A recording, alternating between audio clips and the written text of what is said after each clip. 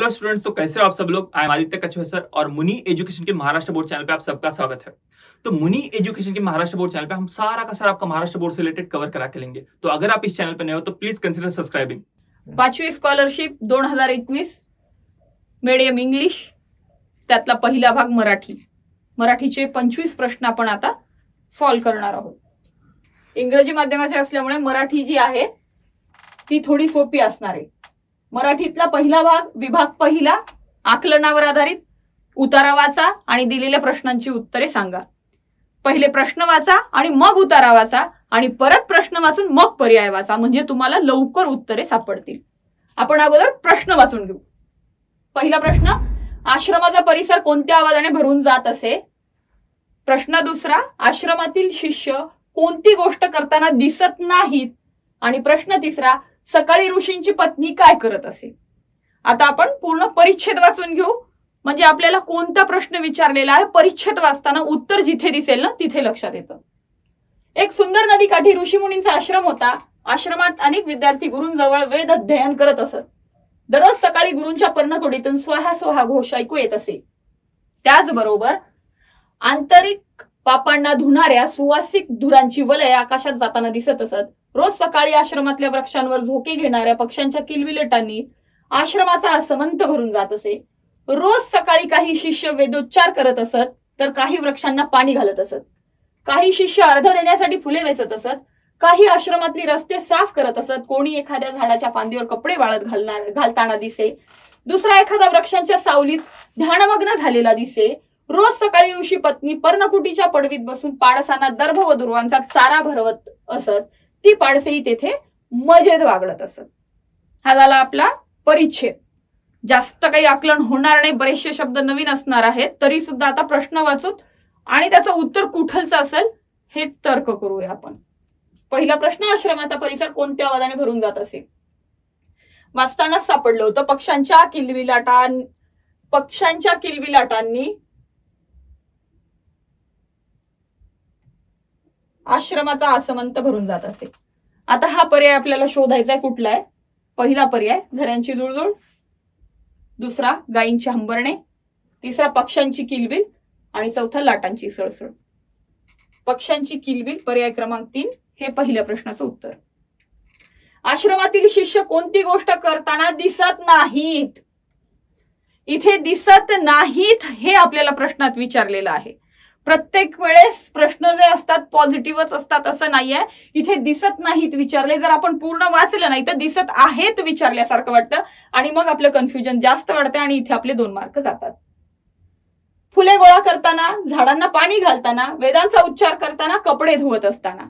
जेव्हा आपण पर्याय वाचला तेव्हा हे सगळे कामं करत असताना विद्यार्थी आपल्याला दिसलेत, परंतु पर्याय क्रमांक 4 जो आहे, कपडे धुवत असताना, वरती फक्त झाडाच्या फांदीवर कपडे वाळत घालत असताना दिसले होते, कपडे धुवत असताना विद्यार्थी दिसलेले नव्हते, म्हणून पर्याय क्रमांक 4।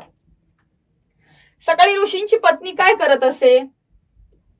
तर शेवटच्या ओळीमध्येच आहे, रोज सकाळी ऋषी पत्नी पर्णकुटीच्या पडवीत बसून पाडसांना दर्भ व दुर्वांचा चारा भरवत असत। इथे पाहू आपण, वासरांना चारा भरवत असत, पहिलाच पर्याय आहे, म्हणून पुढचे पर्याय जास्त काही सिरियसली तरी वाचून घ्यायला हवे। गायींची धार काढत असे, सडा सारवण करत असे, झाडाखाली बसून ध्यान करत असे, हे जे आहेत हे विद्यार्थी करतात। ऋषी पत्नी वासरांना चारा भरवत असे, शेवटच्या ओळीमध्येच त्याचं उत्तर दिलेलं आहे। प्रश्न चौथा, 5वा आणि 6वा। पुढील कविता काळजीपूर्वक वाचा, त्यावर आधारित विचारलेल्या प्रश्नांच्या उत्तरांचा पर्याय निवडा। कविता आहे, कविता नंतर वाचायची, अगोदर प्रश्न वाचायचे आहेत। कवितेत आलेले वर्णन कोणत्या वेळेचे आहे? वारा कोणामुळे सुगंधित झाला? खालील कोणती शब्दांची जोडी कवितेतील वर्णनानुसार चुकीची आहे? आता कविता वाचून घ्या। हिरव्यागार माळ रानावर कोण उभे जोडणी कर, आसमंत हा भरुणी जाई ऐकून येती मंजूळ स्वर। डोंगरा आडून दिनकर येतो दाखवित चेहरा, देतो संदेश आलो मी नैराश्य सारे तुम्ही विसरा। झुळझुळ वाहे निर्मल जल कोसळती शुभ्र झरे, जीवन देणे कामच माझे सरिताला हे नित्य स्मरे। प्राजक्ताचा सडा पसरला गंधित झाला वारा, मोह तयाचा पडतो मना, गोळा करू तो दोन्ही करा. मोहमयी हे रूपसृष्टीचे रोज रोज दिसे आम्हा, पुन्हा अनुभव आहे चित्र, वाट पाहतो दिवस नवा. त्यातला प्रश्न चौथा म्हणजे कवितेचा प्रश्न पहिला. कवितेत आलेले वर्णन कोणत्या वेळेचे आहे? जेव्हा आपण दुसरी तिसरी ओळ वाचतो. डोंगरा आडून दिनकर येतो. डोंगरा आडून दिनकर येतो. दिनकर म्हणजे सूर्य, आणि डोंगराच्या मागून सूर्य कोणत्या वेळेला येतो? तर रात्री तर येणारच नाही, आपल्याला माहिती, दुपारी पण नाही, तर ते येणार सकाळी. म्हणजे कवितेत आलेलं जे वर्णन आहे ते सकाळचं वर्णन आहे. वारा कोणामुळे सुगंधित झाला आहे? 5वी ओळीवर जा, 6व्या ओळीवर. प्राजक्ताचा सडा पसरला, गंधित झाला वारा. प्राजक्त म्हणजे पारिजातकांची फुले. झऱ्याच्या कोसळण्यामुळे नाही, तर पारिजातकांच्या फुलांमुळे वारा गंधित झालेला आहे. प्रश्न 6वा. खालील कोणती शब्दांची जोडी कवितेतील वर्णनानुसार चुकीची आहे? कवितेमध्ये ती वापरलेली नाहीये. निर्मल जल, हिरवागार माळ, नवा दिवस आणि शुभ्रधारा. हिरव्यागार माळ रानावर आलेला आहे म्हणून पर्याय क्रमांक 2 गेला. निर्मल जल या ठिकाणी आलेला आहे, आणि नवा दिवस, दिवस नवा कवितेच्या शेवटच्या ओळीत आलेला आहे. फक्त शुभ्रधारा या ठिकाणी शुभ्र झरे आहे, शुभ्रधारा नाहीये, म्हणून पर्याय क्रमांक 4.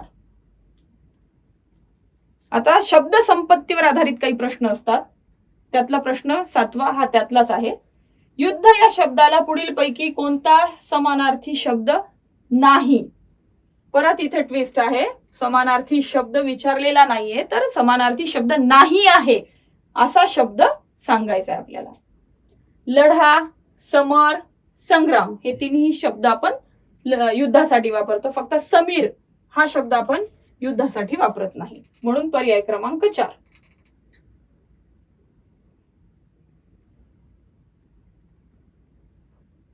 प्रश्न 8वा.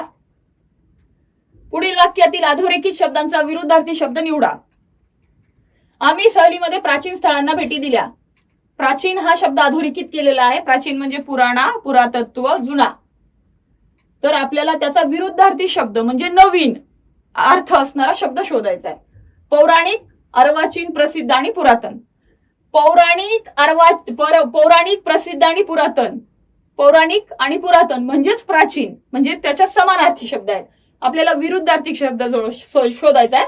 प्रसिद्ध आणि अर्वाचीन मध्ये प्रसिद्ध आणि पुरातन किंवा प्राचीनचा काहीही संबंध नाहीये. तर अर्वाचीन म्हणजे नवीन, म्हणून आपण पर्याय क्रमांक 2 या ठिकाणी घेणार आहोत. 9वा प्रश्न. डोंगरून पोखरून तयार केलेला रस्ता. डोंगर पोखरून तयार केलेला रस्ता या शब्दसमूहाबद्दल शब्द निवडा. तर त्याच्यासाठी बोगदा हा शब्द वापरला जातो.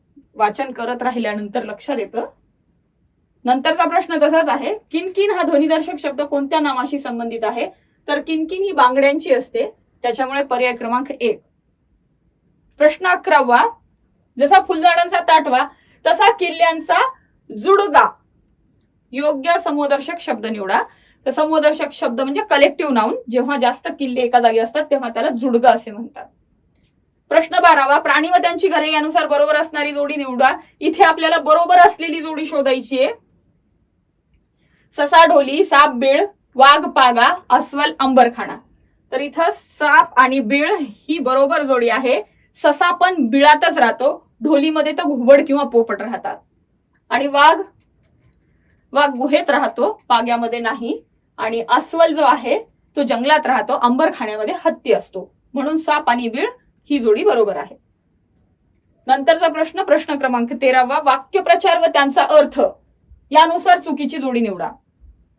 हुश्य करणे, मोकळा श्वास घेणे, कावरी बावरी होणे, गोंधळून जाणे, मग्न असणे, रमून जाणे, आणि कांगावा करणे, विनवणी करणे. तर कांगावा करणे म्हणजे उगीच धिंगाणा घालणे, आवाज करणे. विनवणी करणे नाही, विनंती करणे येणार नाही. ही एकच चुकीची जोडी आहे. बाकीची जी आहेत त्या बरोबर जोड्या आहेत. आपण आता पुढच्या प्रश्नावर जाऊया. प्रश्न 14वा. चौकटीतील अक्षरांपासून एक म्हण तयार होते. त्या म्हणीतील उजवीकडून 7वे अक्षर कोणते? चौकटीमधून जे शब्द आहेत त्यांना जर सिक्वेन्सली लावलं तर आपल्याला इथे काखेत कळसा आणि गावाला वळसा, काखेत कळसा गावाला वळसा ही म्हण तयार होताना दिसेल. काखेत कळसा गावाला वळसा. इथे आपल्याला आपल्या उजवीकडून 7वे अक्षर 1 2 3 4 5 6 आणि हे झाले 7वे अक्षर काय आले 6, म्हणून पर्याय क्रमांक 1. गोविंदरावाने कष्टाने माया गोळा केली तरीही त्यांच्या हृदयात अपार माया होती. या वाक्यातील अधोरेखित शब्दाचा अर्थ निवडा. माया हा शब्द अधोरेखित केलेला आहे. पहिली माया म्हणजे पैसा होणार आहे, पण दुसरी माया म्हणजे पैसा होणार नाहीये. पर्याय पाहू आपण आधी. जिव्हाळा, दौलत, मुलगी, द्वेष. द्वेषाचा इथे काही संबंध येणार नाहीये. मुलगी तर शक्यच नाही, हृदयामध्ये मुलगी नसते. आणि जिव्हाळा किंवा दौलत, तर हा जो दौलत शब्द आहे ह्या पहिल्या शब्दाचा अर्थ दौलत होईल, पण इथे जो दुसरा शब्द आहे त्याला अधोरेखित केलेला आहे तर त्याचा अर्थ येईल जिव्हाळा. जिव्हाळा म्हणजेच माया. प्रश्न 16वा. पुढीलपैकी कोणत्या पर्यायातील शब्द हा जोड शब्द नाही? ऊन सावली, ऊन प्लस सावली, मीठ भाकर, मीठ प्लस भाकर 2 शब्द आहेत.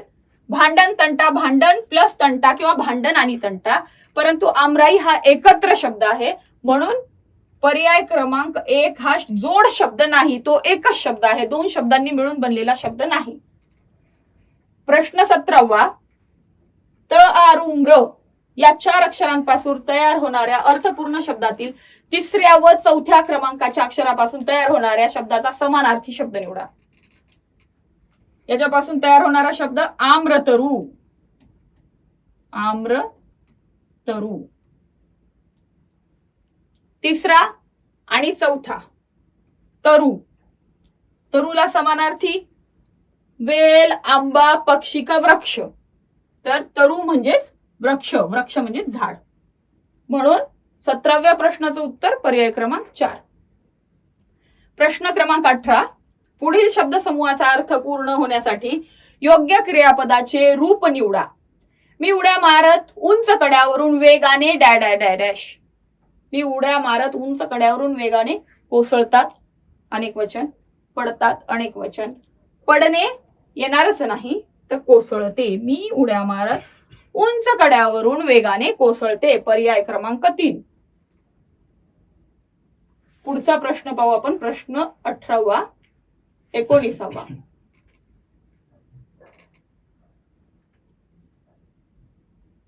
पुढील वाक्यात एकूण किती नामे आलेली आहेत? पावसाचा आवाज कमी होताच मारियाने खिडकी उघडली. अंडरलाईन करा. पावसाचा आवाज, मारियाने खिडकी. 4 पर्याय क्रमांक 2. विरुद्ध लिंगी शब्दाच्या जोड्या दिल्या आहेत, त्यापैकी चुकीची जोडी, इथे चुकीची जोडी निवडायची आहे. श्रीमान श्रीमती, उंट सांडणी, बालक बालके, बोका भाटी. यातले 3 पर्याय बरोबर आहेत. बालक बालके हे चुकीची जोडी आहे, कारण बालक आणि बालिका असलं तर ती बरोबर जोडी असली असती. प्रश्न 21. पुढीलपैकी कोणत्या शब्दाचे अनेक वचन करताना त्या शब्दामध्ये बदल होईल? रंग, पक्षी आणि पर्वत हे अनेक वचन आणि एक वचन मध्ये सुद्धा सेमच वापरतात. फक्त फुलं हा असा शब्द आहे, जर अनेक वचन करू आपण त्याचं तर त्याचे फुले हा नवीन शब्द तयार होतो. म्हणून पर्याय क्रमांक 1. नेक्स्ट क्वेश्चन 22वा प्रश्न. सांग बरं याचा कोणता डोळा अधू आहे, डावा की उजवा? वरील वाक्यात कोणते विरामचिन्ह द्यायचे राहिले आहे? वाचल्यानंतरच लक्षात येते की हे जे वाक्य आहे हे आहे प्रश्न. प्रश्नाच्या शेवटी प्रश्नार्थक चिन्ह येणं आवश्यक आहे, तर प्रश्न चिन्ह हा पर्याय बरोबर आहे पर्याय क्रमांक 3. 23वा प्रश्न. पुढीलपैकी अशुद्ध शब्द कोणता? तर याच्यामध्ये निरीक्षण. आपण चांगलं निरीक्षण केल्यास आपल्या लक्षात येईल की निरीक्षण शब्द आपण हा असा लिहितो. ह्रस्व आणि दीर्घ मध्ये इथे चूक केलेली आहे. री त्यांनी पहिली वेलांटी वापरली आहे, दुसरी वेलांटी यायला हवी. प्रश्न 24. जे कारंजले गांजले त्यासी म्हणे जो आपुले, ही अभंगवाणी कोणी लिहिली आहे? तर ही अभंगवाणी संत तुकाराम महाराजांनी लिहिलेली आहे. आणि शेवटचा प्रश्न मराठीचा, कविता व त्याचे कवी यानुसार चुकीची जोडी निवडा. वाचन केल्यानंतर लक्षात येईल की डरा डरा गह पाटील, बैलपोळा धोंडीराम राजपूत, पतंग अज्ञ पुराणिक आणि छोटेसे बहीण भाऊ वसंत बापट.